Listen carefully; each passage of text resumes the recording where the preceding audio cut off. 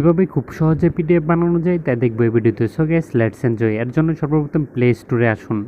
Play স্টোরে আসার পর সার্চ দিন পিডিএফ মেকার। দেখুন ওই যে পিডিএফ মেকার, তারপর এই যে অ্যাপ্লিকেশনটা আসবে এটা ডাউনলোড করুন। ওকে, আমি ডাউনলোড করতেছি। ডাউনলোড করা শেষ, ওপেন করলাম। একটু অপেক্ষা করুন। ওপেন করলাম, করে ফেললাম। এখন অ্যালাউ করে দিন। অ্যালাউ এখানে ট্যাপ করুন। ট্যাপ করতেছি, একটু অপেক্ষা করুন।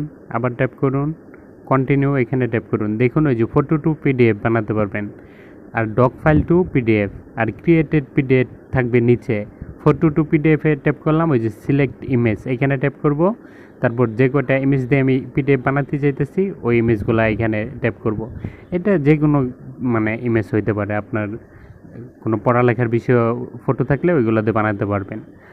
তারপরে এখানে আসার পরে এই যে দেখুন এডিট ফটো আছে, আরও নানান কিছু আছে, এগুলা দেখার দরকার নাই। মেক পিডিএফে আসার পরে এইখানে একটা নাম দিতে পারবেন। আপনার যে পিডিএফটা বানাচ্ছেন ওই ফাইলটার একটা নাম দিতে পারবেন। আমি আমার চ্যানেলের নাম দিলাম সমসাময়িক সেটিং।